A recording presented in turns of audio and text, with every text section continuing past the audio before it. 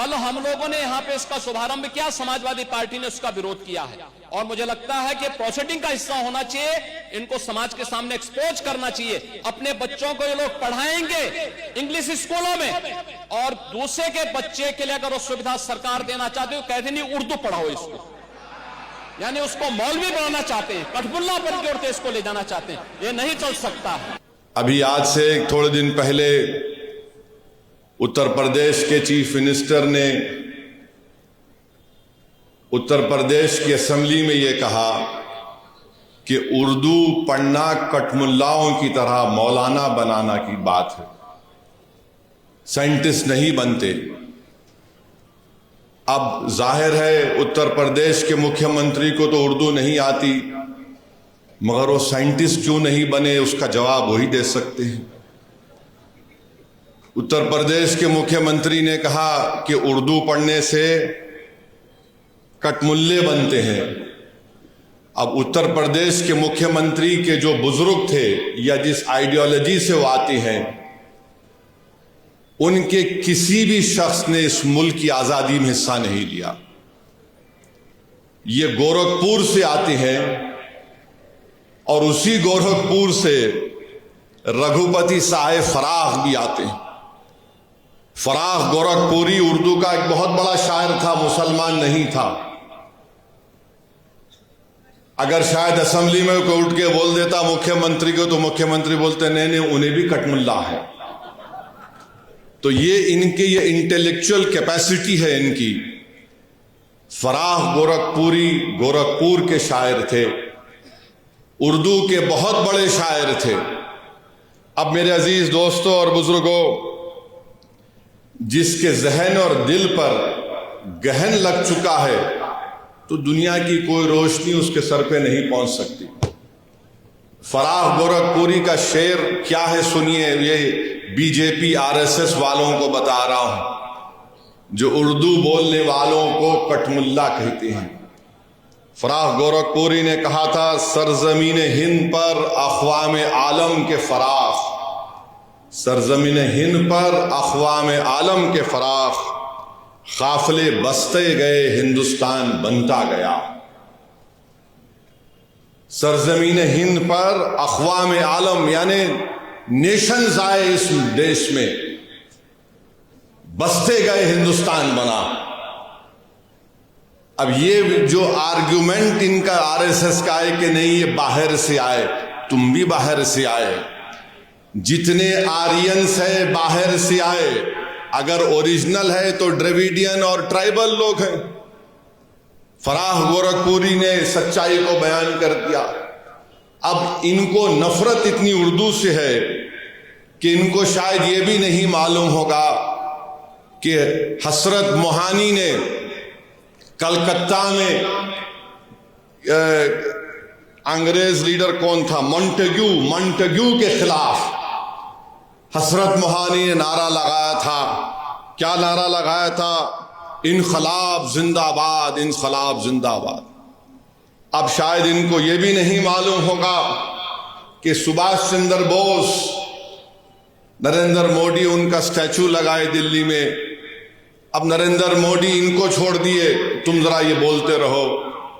सुभाष चंद्र बोस जो आजाद हिंद फौज बनाए थे, उसका नारा क्या था? इत्तेहाद, एतेमाद और कुर्बानी। इत्तेहाद, एतेमाद और कुर्बानी नारा था सुभाष चंद्र बोस का, नेताजी सुभाष चंद्र बोस का। इस हैदराबाद से वजीर सुल्तान, एक मशहूर फैमिली थी, उनके एक खानदान के फर्द नेताजी के साथ चले गए भारत छोड़ के। इसी मुल्क में हैदराबाद के सफरानी साहब थे, नेताजी के साथ चले गए। ये नहीं मालूम शायद मुख्यमंत्री को, तो यहां हैदराबाद से हम मुख्यमंत्री को ज्ञान दे रहे। राम प्रसाद बिस्मिल को इनको नहीं मालूम होगा, हिंदू थे। उन्होंने कहा था कि सरफरोशी की तमन्ना अब हमारे दिल में है। तो यही सरफरोशी की तमन्ना अब हमारे दिल में है कहकर भगत सिंह फांसी के फंदे पे चढ़ गए। और यही उर्दू के लफ्ज को अल्लामा काफी रहमतुल्लाह अलैह, जो मुरादाबाद के थे, अंग्रेजों के खिलाफ खिलाफ जिहाद का फतवा दिया था मौलाना काफी ने। जब 2 दिन में अंग्रेज जज ने उनको 2 मई को ट्रायल शुरू हुआ, 4 मई को उनको फांसी की सजा दे दी गई। और मौर्रिख ने लिखा कि अल्लामा काफी के ऊपर इस्तरी गरम करके उनके जिस्म पर चुरके दिए जाते थे। वो अल्लामा काफी जब फांसी के फंदे की तरफ जा रहे थे तो उनके उर्दू के अशार नातिया उर्दू के अशार थे। उत्तर प्रदेश के मुख्यमंत्री, आप उत्तर प्रदेश के मुख्यमंत्री हैं, मौलाना काफी मुरादाबाद के थे। फतवा दिया अंग्रेजों के खिलाफ जिहाद का, कठमुल्ले तुम बोलते ना। क्या कहा था अल्लामा काफी ने? कोई गुल बाकी रहेगा ना चमन रह जाएगा, पर रसूल अल्लाह का दीन हसन रह जाएगा। अतलस व कम ख्वाब की पोशा पर नाजा ना हो तुम, इस तने में जान पर खाकी कफन रह जाएगा। नामे शाहाना जहां मिट जाएंगे, लेकिन यहां हशर तक नामो निशां पंजेतन रह जाएगा। ये मौलाना काफी उर्दू के नातिया कलाम पढ़ के मुख्यमंत्री फांसी पे चढ़ गए, आपको नहीं मालूम। और फिर वहीं पर जोश मलियाबादी, इनको मालूम ही नहीं, बस उर्दू से दुश्मनी है। और फिर ब्रिज नारायण चक, बस ये भी हिंदू थे मुख्यमंत्री। इन्होंने क्या लिखा है? ए खाके हिंद तेरी अजमत पे क्या गुमान है, दरियाए फैज खुदरत तेरे लिए रवा है। ये ब्रिज नारायण ने लिखा उर्दू में। फिर आज इन्हीं की ये बात, फिर मुजाहिद आजादी मौलाना शौकत अली खिलाफत तहरीक में बहुत बड़ा रोल उनका। राउंड टेबल के लिए बरतानिया गए तो मौलाना शौकत अली ने कहा कि अगर मैं हिंदुस्तान को आजाद नहीं कराऊंगा तो मैं भारत को वापस नहीं आऊंगा।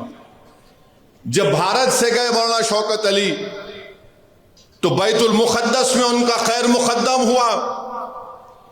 2 लाख लोग मौलाना शौकत अली के इस्तकबाल के लिए बैतुल मुक़द्दस को आए थे। उसके बाद वो बरतानिया गए, राउंड टेबल कॉन्फ्रेंस हुई। उनका एक मशहूर तकरीर है, रामपुर के थे मुख्यमंत्री मौलाना शौकत अली, आपको नहीं मालूम होगा। मौलाना शौकत अली ने एक शेर कहा था, शायद ये आपके लिए और आरएसएस और बीजेपी के लिए कहा होगा, यकीनन कहा होगा। मौलाना शौकत अली ने कहा, दौरे हयात आएगा खातिल, दौरे हयात आएगा खातिल खजा के बाद, दौरे हयात आएगा खातिल खजा के बाद, है इब्तिदा हमारी तेरी इंतहा के बाद। तो तुम्हारी इंतहा होगी। आज तुम इख्तिदार के नशे में बड़ा अनाब शनाब बक रहे हो, बके जाओ। मगर मेरे अजीज दोस्तों और बुजुर्गों, वतन अजीज का हाल तो ये है कि जोश ने सही कहा था, वो आज के इस दौर के लिए भी मुनासिब है। जोश ने लिखा था, ऐ हम नफस फसाने हिंदुस्तान ना पूछ, ऐ हम नफस फसाने हिंदुस्तान ना पूछ, अपना गला खरोशे तरन्नुम से फट गया, अपना गला खरोशे तरन्नुम से फट गया, तलवार से बचा तो रगे गुल से कट गया।